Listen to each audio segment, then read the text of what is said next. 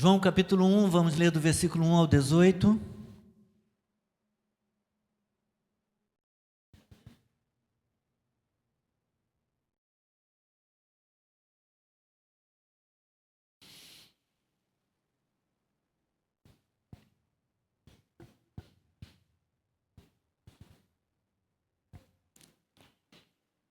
No princípio era o Verbo, e o Verbo estava com Deus, e o Verbo era Deus.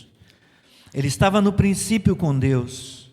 Todas as coisas foram feitas por Ele, e sem Ele nada do que foi feito se fez. A vida estava nele, e a vida era a luz dos homens. A luz resplandece nas trevas, e as trevas não prevaleceram contra ela. Houve um homem enviado por Deus, e o nome dele era João. Este veio como testemunha para testificar a respeito da luz, para que todos viessem a crer por meio dele. Ele não era a luz, mas veio para dar testemunho da luz, a verdadeira luz que, vinda ao mundo, ilumina toda a humanidade. O Verbo estava no mundo, o mundo foi feito por meio dele, mas o mundo não o conheceu. Veio para o que era seu, e os seus não o receberam. Mas a todos quantos o receberam, deu-lhes o poder de serem feitos filhos de Deus, a saber, aos que creem no seu nome, os quais não nasceram do sangue, nem da vontade da carne, nem da vontade do homem, mas de Deus. E o Verbo se fez carne e habitou entre nós, cheio de graça e de verdade, e vimos a sua glória, glória como do unigênito do Pai. João dá testemunha a respeito dele e exclama: este é aquele de quem eu dizia, ele vem depois de mim, mas é mais importante do que eu, pois já existia antes de mim. Porque todos nós temos recebido da sua plenitude e graça sobre graça. Porque a lei foi dada por meio de Moisés, a graça e a verdade vieram por meio de Jesus Cristo. Ninguém jamais viu a Deus. O Deus unigênito, que está junto do Pai, é quem o revelou. Obrigado, Jesus. Obrigado, Senhor, pela Tua palavra. Obrigado a Deus pelo privilégio e a oportunidade que temos agora de expor as Escrituras, Senhor, de explicar as Escrituras, ó Deus.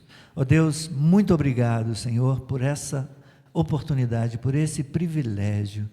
Ó Deus, fala ao nosso coração, aplica a Tua palavra aos nossos corações, à nossa vida, em nome de Jesus. Amém.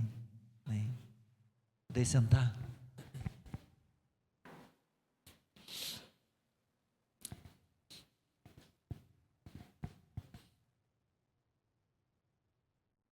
Você tem imaginação?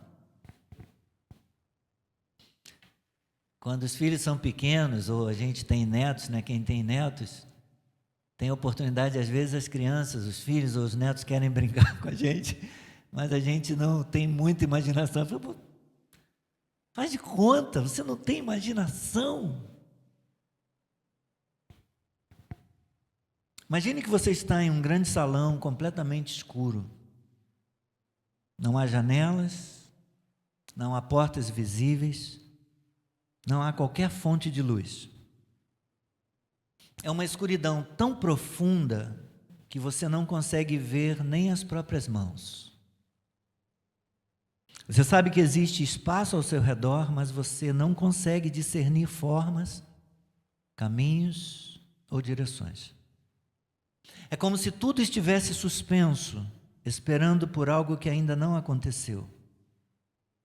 De repente, bem distante, surge um ponto de luz. Pequeno no início, quase imperceptível, mas real.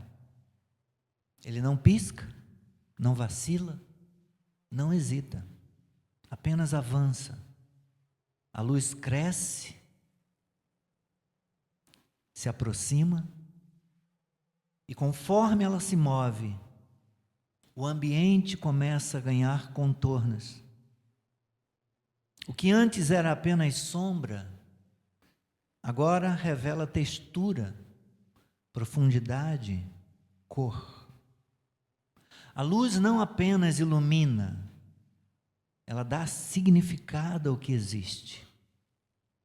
À medida que essa luz se aproxima, você percebe que ela não é apenas um brilho impessoal. Ela tem presença, ela parece viva. E de alguma forma você sente que ela o conhece. Ela não invade o espaço, ela o preenche com graça. Como alguém que chega trazendo boas notícias. Mas algo surpreendente acontece. Algumas pessoas no salão, mesmo vendo a luz, viram o rosto para o outro lado. Outras tentam se esconder atrás de sombras que já não existem. Porém, aqueles que estendem as mãos em direção à luz, descobrem que ela não apenas ilumina, ela transforma. Ela os acolhe, os renova, os faz sentir como se tivessem nascido de novo. E então, quando a luz finalmente chega perto o suficiente para ser vista claramente, você percebe, não é apenas luz, é alguém. Alguém que veio de fora daquele salão escuro, alguém que conhece o caminho, alguém que revela o próprio coração de Deus. Ele não veio para condenar a escuridão, mas veio para habitar entre aqueles que vivem na escuridão e conduzi-los para fora dela. Irmãos, essa é a história da palavra que se fez carne, a história da luz que entrou no mundo, a história de Deus caminhando em nossa direção. É a história de pessoas que foram tornadas filhas de Deus, mas também de outras que não quiseram isso. O texto de hoje nos ensina, entre outras coisas, qual foi a missão do Verbo vivo Jesus, que é nos dar vida e, por meio dessa vida, revelar Deus para nós, expressar Deus para nós. Diferentemente de outros evangelhos, como Mateus e Lucas, João começa a sua narrativa revelando que a criança nascida em Belém é o Deus eterno. Sua origem não aconteceu, não ocorreu na concepção física. Ao sair do ventre de Maria, sua origem, ela aconteceu no passado distante, em tempos antigos, como o profeta Miqueias falou lá no capítulo 5, no versículo 2. E conforme Isaías revelou, está lá no capítulo 9, no versículo 6, Isaías, o profeta, o chamou de Deus forte, Pai da eternidade, Príncipe da paz. João nos conduz à eternidade, meus irmãos, a fim de identificar Jesus como a palavra que existia no princípio, uma alusão à criação, uma alusão a Gênesis, capítulo 1 e capítulo 2 também. Além disso, a palavra estava com Deus e era Deus. Finalmente, João diz claramente que a palavra tornou-se carne, tornou-se gente e habitou entre nós. Quero pensar com você um pouquinho sobre esse texto.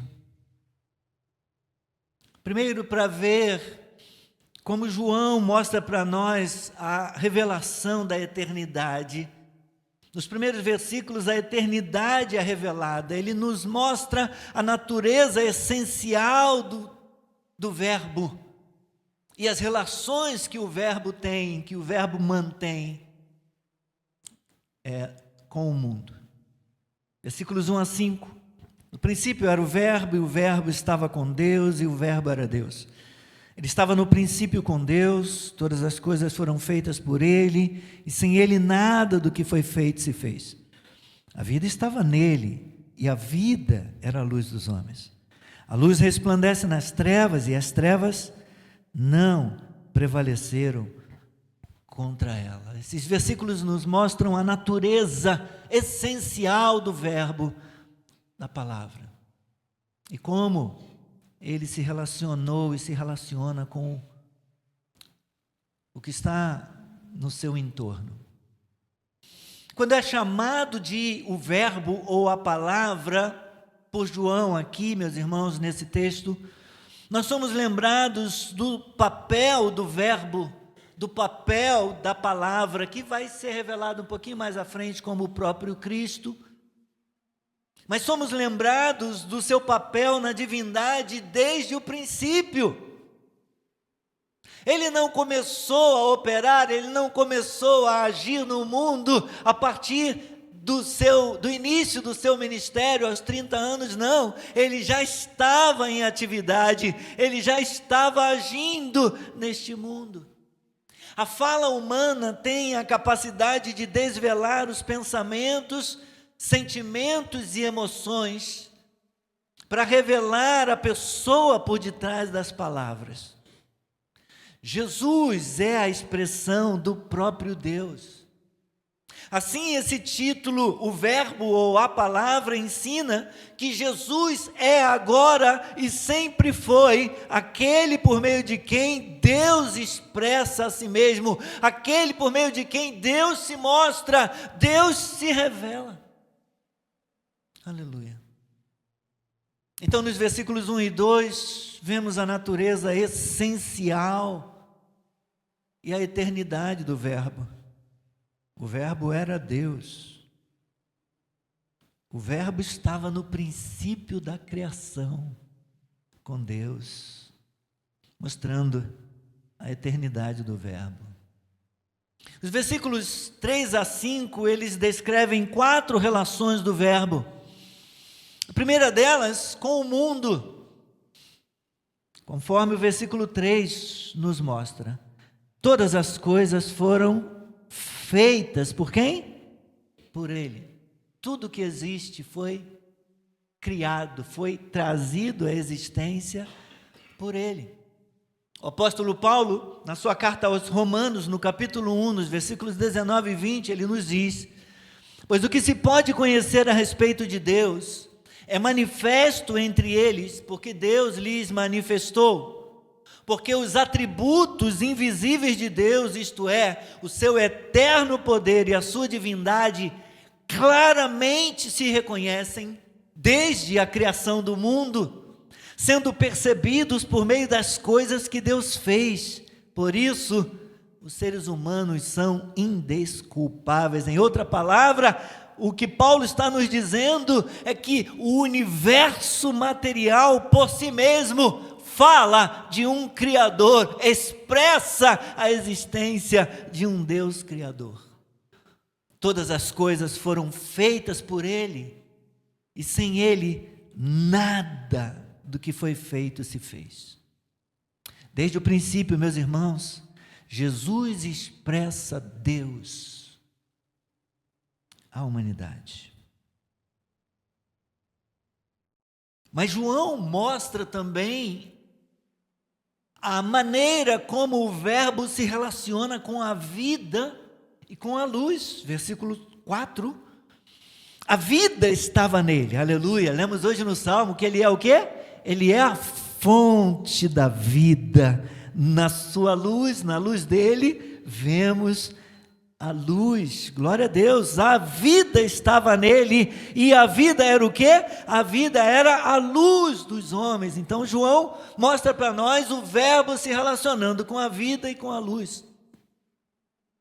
Não foi somente na criação do mundo, na criação da matéria inanimada, que o verbo Jesus comunicou, revelou a pessoa de Deus.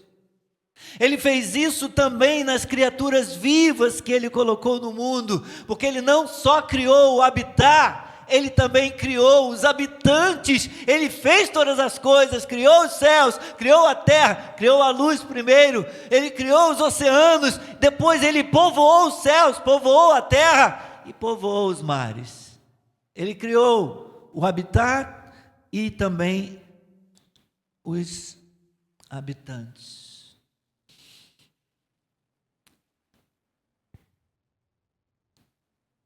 O verbo aqui, Jesus, é visto, meus irmãos, como a fonte da vida. A vida biológica que nós temos certamente vem dele. Mas há mais que isso em João, no Evangelho de João. Regularmente neste Evangelho, o quarto Evangelho, a palavra vida não é bios, biologia, biológica. A palavra vida em João, 36 vezes é zoe. É vida de Deus. É vida do alto, como ele falou para Nicodemos, capítulo 3, versículo 3. Você precisa receber vida do alto, você precisa nascer de novo. É vida do alto, é vida eterna, como ele diz em João 3, 15 e 16. Porque Deus amou o mundo de tal maneira que deu seu Filho unigênito, para que todo que nele crê não pereça, mas tenha vida, vida eterna. É vida plena, é vida abundante, como ele revela, como ele conta. No Evangelho, João, o evangelista, conta no capítulo 10 e no versículo 10. Como ele, Jesus, é a fonte de toda a vida, também é ele a fonte de toda a luz.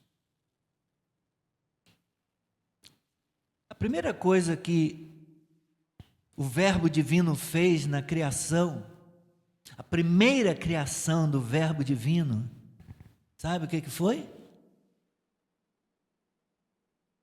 Quem me ajuda? Hã? Eu escutei baixinho. Primeira coisa que ele criou, Gênesis 1:3, foi a luz. A primeira criação do Verbo divino foi a luz. O verbo, a palavra, Jesus descreve a si mesmo como a luz do mundo. Eu sou a luz do mundo. João 8:12. Aquele que vem a mim não andará em trevas.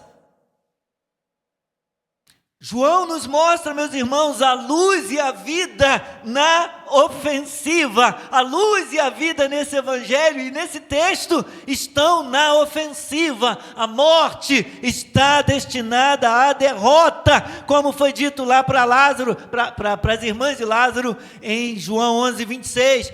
Todo o que vive e crê em mim não morrerá eternamente. Você crê nisto? Diante da ofensiva do avanço da luz e da vida que brilhou neste mundo, a morte não tem outro recurso a não ser recuar, bater em retirada, reconhecer a sua derrota. As trevas do túmulo são dispersadas pela luz do Cristo ressurreto, irmãos. As trevas da vida, as trevas deste mundo são dispersadas pela luz do Cristo ressurreto. Mas João, o evangelista, ainda nos mostra como o verbo, a palavra, se relacionou com o homem. Parte B do versículo 4.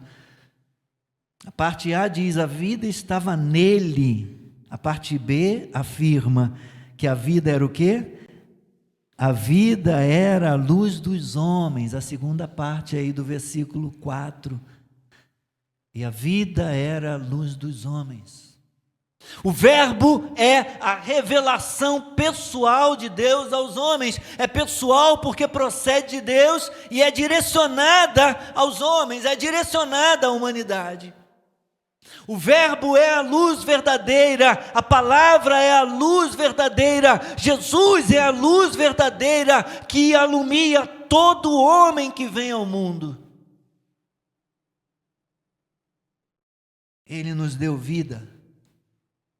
Lembra que disse o salmista no versículo 9, Salmo 36, versículo 9? O que falou? Primeiro falou sobre a fonte de vida. Tu és a fonte da vida. Na tua luz vemos a luz. Jesus nos deu vida. E por meio dessa vida, irmãos, Ele expressou Deus a nós. Mas João ainda mostra uma quarta dimensão da relação da palavra, da relação do verbo com este mundo caído. Como o verbo se relaciona com as trevas, versículo 5. A luz faz o quê? Brilha, resplandece nas trevas. E o que acontece? As trevas não prevaleceram contra ela. João trabalha com as figuras aqui de luz e vida para falar do verbo.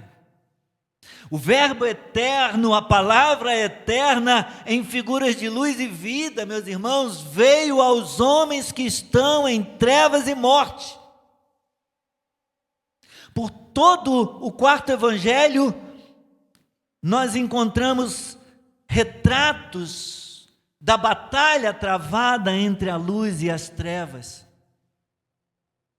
Geralmente, estes retratos são coroados de vitória pela luz, mas às vezes não. No capítulo 9 de João, Jesus deu luz a um cego de nascença. No capítulo 11, Ele trouxe Lázaro do túmulo, da morte e das trevas. Mas alguém que estava próximo a ele,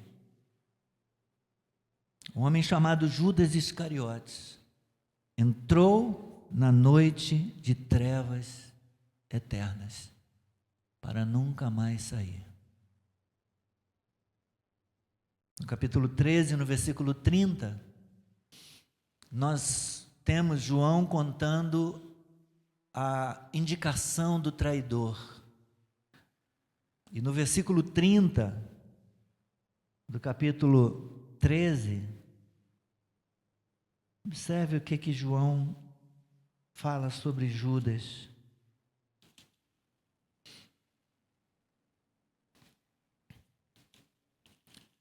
João 13, 30.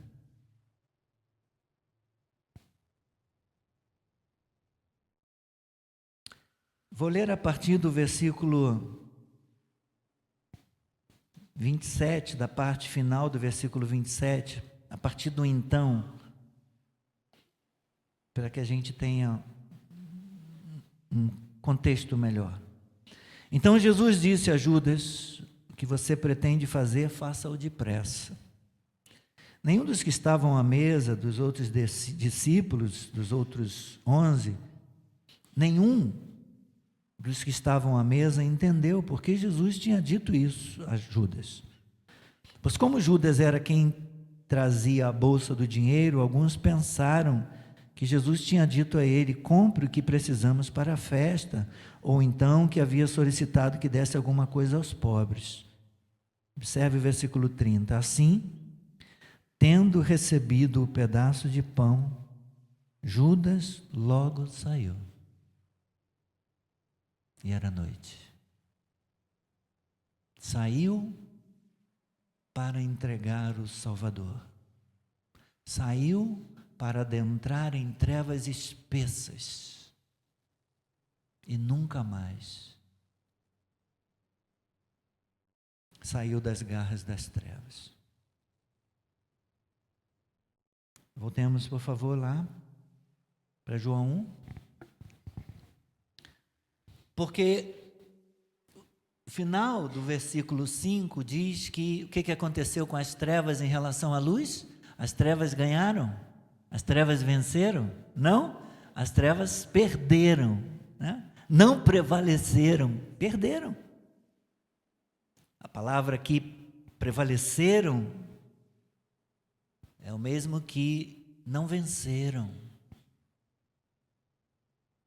E isso revela, meus irmãos, a promessa da vitória definitiva e final para a luz. E para tudo o que a luz, para tudo o que Jesus representa, a vitória final foi conquistada por Ele. Aleluia! As trevas não podem detê-lo, não poderão detê-lo. Nem o túmulo, nem a morte, nem as trevas o poderão deter. Então vamos para a segunda parte dessa mensagem, desse sermão, que hoje não é canivete não. Hoje vai ser punhal, hoje é um pouco maior do que um canivete, tá bom?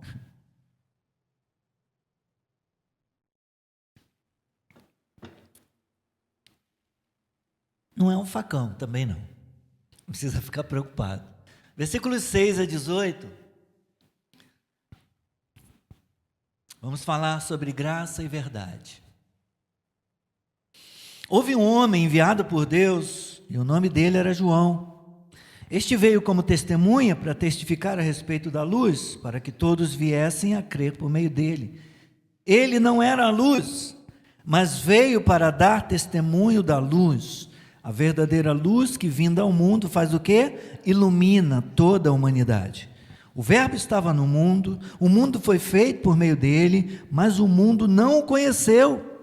Veio para o que era seu e os seus não o receberam, mas a todos quantos o receberam, deu-lhes o poder de serem feitos filhos de Deus, a saber, aos que creem no seu nome, os quais não nasceram do sangue, nem da vontade da carne, nem da vontade do homem, mas de Deus. E o Verbo se fez carne e habitou entre nós, cheio de graça e de verdade, e vimos a sua glória, glória como do unigênito do Pai. João dá testemunho a respeito dele e exclama: este é aquele, aqui é João falando de João, tá? João evangelista falando do João Batista.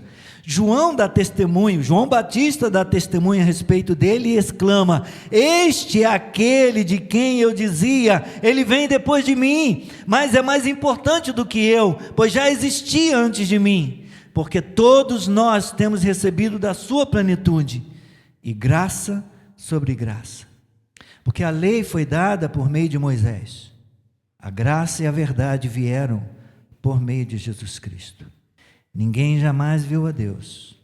O Deus unigênito que está junto do Pai é quem o revelou. Glória a Deus. Glória a Deus. A encarnação do Verbo, meus irmãos, inicia um nível completamente novo de comunicação. Nós temos um vislumbre desse fato no ministério de João Batista, que segundo o texto de João aqui, nos diz que ele foi enviado para testificar a respeito da luz. Versículo 6. Houve um homem enviado por Deus, o nome dele era João, versículo 7. Este veio como testemunha para quê? Para testificar a respeito da luz, para que todos viessem a crer por meio dele.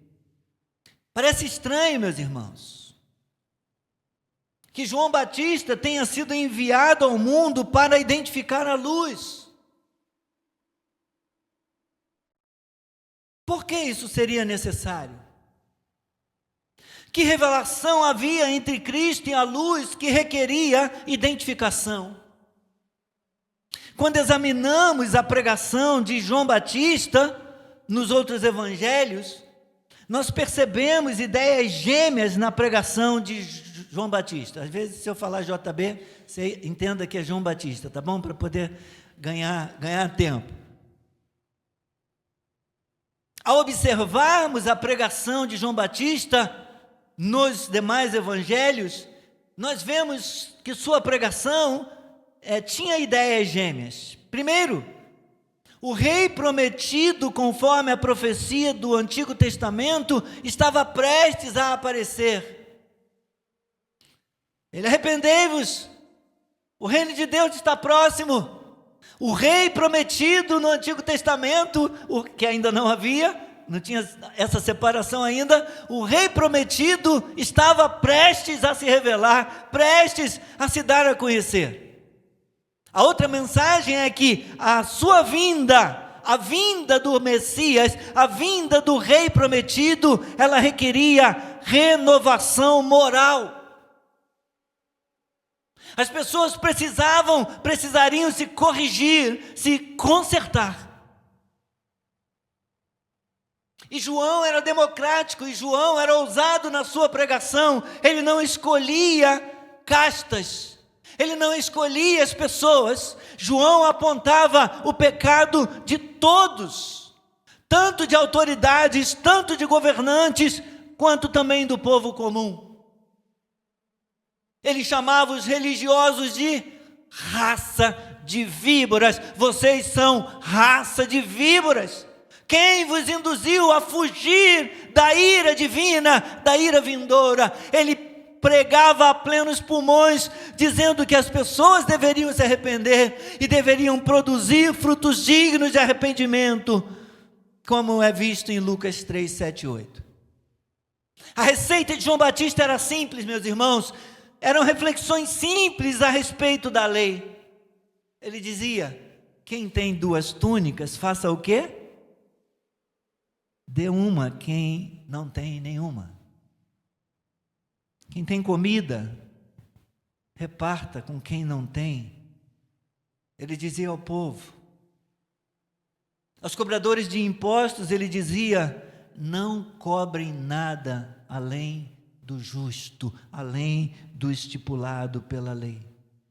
Não pratiquem extorsão, nem acusem ninguém falsamente. Para os soldados ele dizia: contentem-se com o seu salário. A luz moral, meus irmãos, emitida no Antigo Testamento, brilhava na mensagem de João Batista. Suas palavras do Antigo Testamento apontavam para a pessoa que estava prestes a aparecer e prometiam um reino no qual a luz moral não se perderia nas trevas. Pelo contrário, as trevas é que seriam banidas pela luz que haveria de brilhar. Estava chegando ao mundo a verdadeira luz. E a missão de João Batista era esclarecer a todos de que aquele homem é o Verbo, ele é a palavra, mas ele também é a luz. Mas por quê? Por que a necessidade de anunciar a Jesus? Porque o povo que já tinha a luz da lei escrita, precisava que essa luz, que é a expressão da verdadeira moralidade, fosse identificada no meio dele. O escritor então explica e responde essas indagações utilizando outro termo. O termo graça. Ele diz: quando o verbo, a palavra tornou-se carne, tornou-se homem, nós recebemos nova luz. Nós recebemos a revelação de que a verdadeira moralidade ou a moralidade divina é graça e verdade. É importante dizer aqui, irmãos, que a lei tinha relevância, porém ela era incompleta. A criação dava testemunho da existência de Deus, mas não revelava o seu caráter. Até mesmo a lei que definia a santidade e a moralidade de forma mais abrangente, permitindo um vislumbre do Criador como alguém que se importava com o ser humano, não revelava o coração de Deus. algumas perguntas ficavam sem resposta. O que Deus quer realmente de nós? Como que Ele reage quando não alcançamos seu padrão? Quando falhamos? O que Ele faz? Ele envia o seu Filho. Hebreus 1, versículos 1 a 3 diz: antigamente Deus falou muitas vezes e de muitas maneiras aos pais pelos profetas, mas nestes últimos dias nos falou pelo Filho. Aleluia. O Filho, prossegue o escritor aos Hebreus, o Filho é o resplendor da glória de Deus e a expressão exata do seu ser. Ele expressa o caráter de Deus, ele expressa as virtudes de Deus, ele veio a este mundo mostrar o rosto de Deus ao mundo, mostrar o coração de Deus ao mundo, mostrar o amor de Deus ao mundo. O Filho é a expressão exata do ser de Deus. Irmãos e irmãs, em Jesus Cristo, nós temos a palavra falada. Em Jesus Cristo a palavra é falada. Ele é a revelação final de Deus. E o que nós ouvimos quando vem a revelação final? João diz para nós, aqui no versículo 17, João responde, ele diz: a lei foi dada por meio de Moisés, a graça e a verdade vieram por meio de Jesus Cristo. Em Jesus nós vemos a moralidade que está acima da lei, que é maior do que a lei, que ultrapassa a lei, e somente pode ser identificada pela graça. Como que Deus reage quando nós fracassamos, quando nós falhamos? Ele reage com graça. Ele envia o seu Filho, que a lei já pintava com alguns traços, apontando para alguma coisa maior, para alguma coisa perfeita, para alguma coisa mais completa. A lei apontava, mas ela não era completa. Era necessário que o Filho viesse. Então, eu me preparo para concluir, irmãos. De que maneira que a graça é retratada nesse capítulo? Versículos 9 a 13. Vou ler do 8, ele não era luz, mas veio para dar testemunho da luz. Que luz? A verdadeira luz que vindo ao mundo ilumina toda a humanidade. O Verbo estava no mundo, o mundo foi feito por meio dele, mas o mundo não o conheceu. Veio para o que era seu e os seus não o receberam. Mas a todos quantos o receberam, deu-lhes o poder de serem feitos filhos de Deus, a saber, aos que creem no seu nome. Quem são esses? Os quais não nasceram do sangue, nem da vontade da carne, nem da vontade do homem, mas de Deus. O Criador entrou no mundo que criou. Veio para o seu povo que escolhera e a quem dera vida, mas o seu próprio povo o rejeitou. Ele foi rejeitado, desprezado e finalmente crucificado.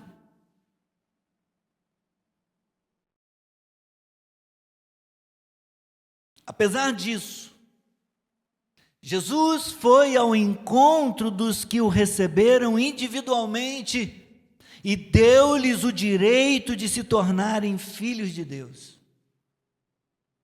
A humanidade não buscou, não procurou fazer parte da família de Deus. Deus é quem tomou a iniciativa, Deus é que veio ao encontro da humanidade. Apesar da falha do ser humano, Ele atraiu homens e mulheres para si e os colocou em uma posição elevada, adotando-os como filhos e herdeiros. Neste ato de pura graça, uma gloriosa luz irrompeu na história, louvado seja o nome do Senhor. Meus irmãos, em Jesus Cristo, a palavra eterna, nós descobrimos a moralidade, que a moralidade final de Deus é a moralidade do amor e da graça. O esplendor de Deus visto no Filho vai muito além do mero vislumbre da glória que brilhava na lei. Agora nós precisamos aprender a viver o relacionamento da graça. Nós não tememos pecar por causa da lei. Agora, por causa da graça, nós dizemos: por que eu faria isso? Se Ele me amou, se Ele amou esse pecador perdido, esse miserável pecador, de uma forma tão espantosa, tão extraordinária, tão assombrosa, como pecaria eu? Como eu trairia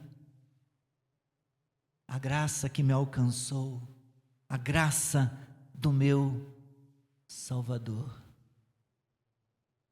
Jesus, cheio de graça e verdade, veio ao mundo revelar o relacionamento que Deus, o Pai, sempre desejou manter com a humanidade.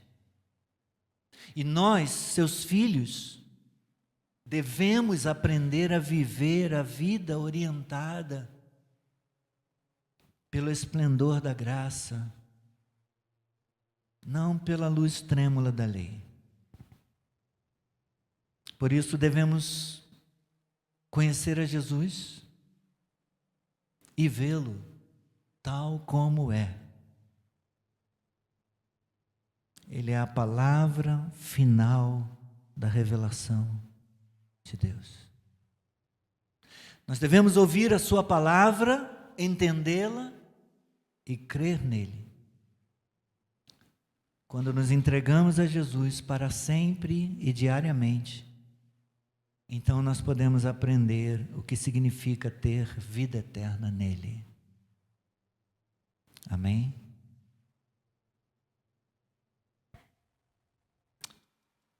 Eu queria que nós orássemos, mas quero também, juntamente com a igreja, oferecer um louvor ao Senhor, que fala sobre o que nós recebemos da parte de Deus, graça sobre graça. Graça e verdade.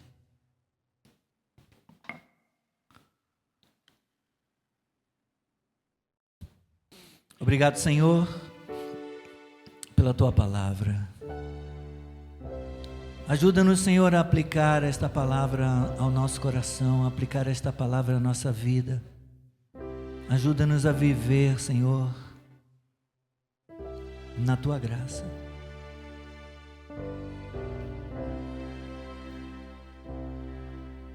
Rendidos,